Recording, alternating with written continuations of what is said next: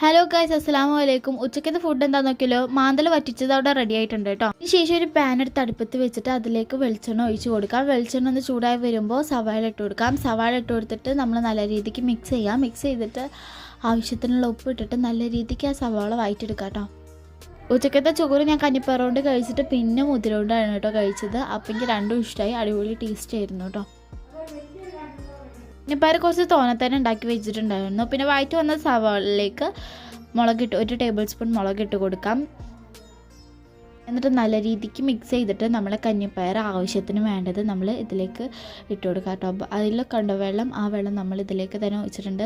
അത് നമ്മൾ വെന്ത് വരുമ്പോൾ ആ ഒരു വെള്ളം കേട്ടോ. കഞ്ഞിപ്പയർ വേവിച്ചിട്ടാണ് കേട്ടോ ഇട്ട് കൊടുത്തിട്ടുള്ളത്. അപ്പത്തിന് അൽത്താവ് ഫുഡ് കഴിക്കാനൊക്കെ വന്നിട്ടുണ്ടായിരുന്നു.